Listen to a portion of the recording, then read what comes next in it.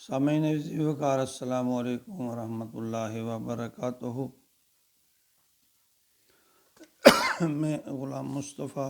اپنے چینل پیام اسلام سے آپ سے مخاطب۔ درس قرآن کے سلسلہ میں آج کا ہمارا سبق سورۃ المائدہ آیت نمبر 68 پر مشتمل ہے۔ اعوذ باللہ من الشیطان الرجیم، بسم اللہ الرحمن الرحیم۔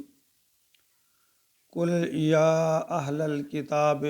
لستم علی شیء حتی تقیموا التوراۃ والانجیل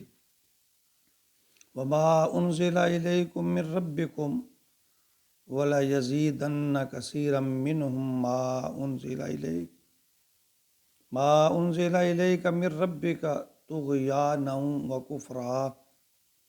فلا تأس علی القوم الکافرین۔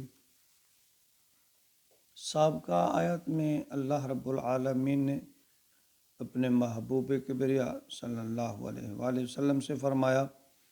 کہ اگر آپ نے میرا پیغام لوگوں تک نہیں پہنچایا تو یاد رکھو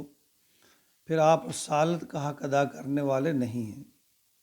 یعنی نبی بھی اللہ کے احکامات لوگوں تک پہنچانے کے ذمہ دار ہیں اور اس بارے میں جواب دہ بھی ہیں۔ اور اس آیت میں اللہ رب العالمین نے عام لوگوں سے خطاب فرمایا کہ اگر آپ نے میرے حکام پر عمل نہ کیا تو میرے نزدیک تمہاری کوئی حیثیت نہیں ہے۔ بظاہر تو اس آیت میں جو خطاب اہل کتاب سے ہے، لیکن غور کریں تو ہمیں پتہ چلتا ہے کہ جب تورات، انجیل یا دیگر جو آسمانی کتب ہیں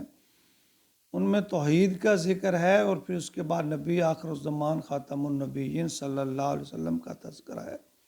جب ان کی نبوت کا ظہور ہو جائے تو انہیں فرمایا گیا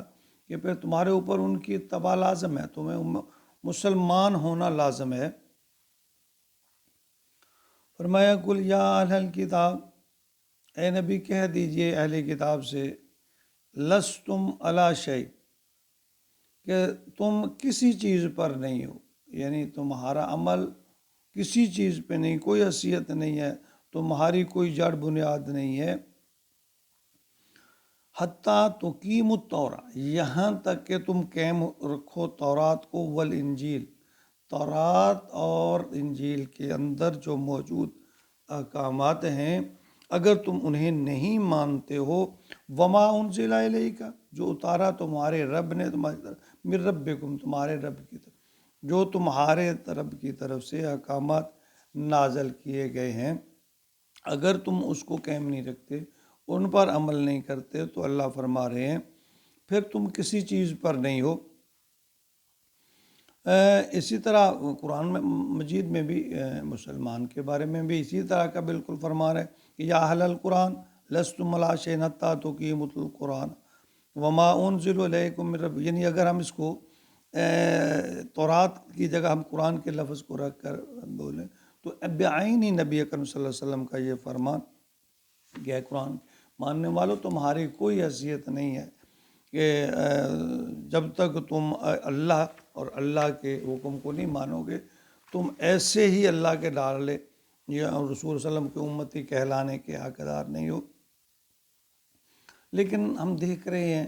کہ فی زمانہ مسلمانوں پر ذلت اور رسوائی مقدر بنی ہوئی ہے، ہر طرف سے کفار کی طرف سے جلگار ہے، اور آج مسلمانوں کے لیے عزت نام کی چیز نہیں ہے، باوجود اس کے کہ مسلمانوں کی تعداد بہت ہے، وسائل ہیں، پھر بھی اتنی بے توقیری ہے مسلم امہ کی، تو اس کی اصل وجہ قرآن سے دوری ہے، نبی اکرم صلی اللہ علیہ وسلم کے فرمان سے دوری ہے۔ تو فرمایا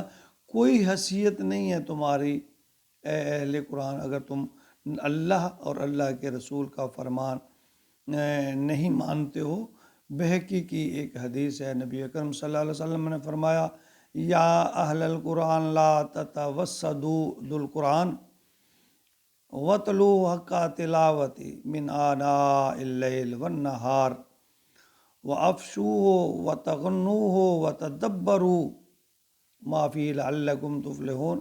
آپ نے فرمایا کہ قرآن پر تکیہ کر کے نہ بیٹھ جاؤ، اس کو پڑھا کرو، رات دن پڑھا کرو،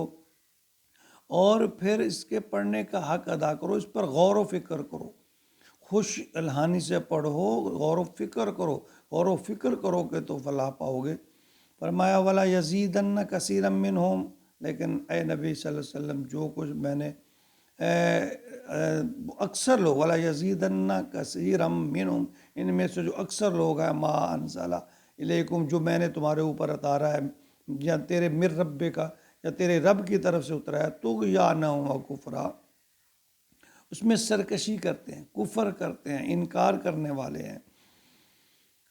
فلا تأس علی القوم الکافرین، پھر آخر میں اللہ نے فرمایا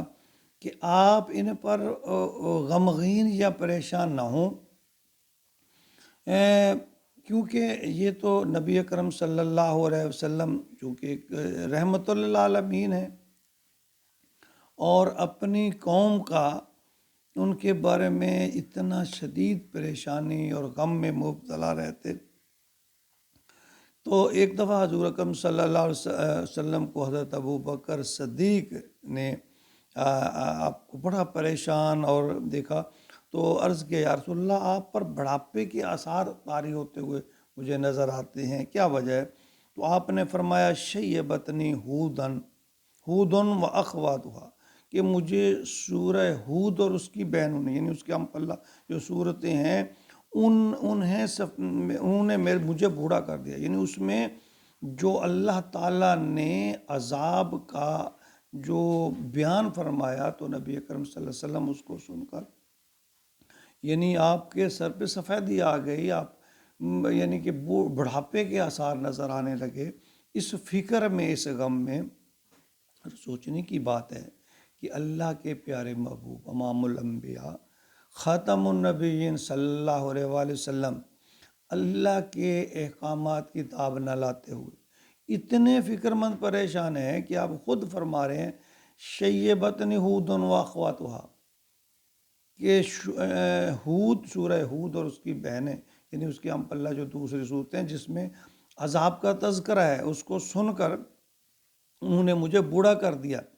ہم کتنے بہادر ہیں، پلے کچھ نہیں ہے، اعمال زیرو ہیں، دعوے بڑے مومن ہونے کے ہیں، اور ہمارا تو ہمارا بہت مقام ہے، ہم آخری نبی کے امتی ہیں۔ پھونک کے دعوے جو ہیں نا، عمل کے بغیر لا حاصل ہیں، جب تک ہم اپنی اصلاح نہیں کریں گے۔ کامیابی کی امید ابس ہے، نہیں ہو سکتا۔ قرآن ہمارے لیے ایک مکمل راہ ہدایت مہیا کرتا ہے، لہذا اس کو پڑھیے اور سمجھ کر پڑھیے، تبھی ہمارے لیے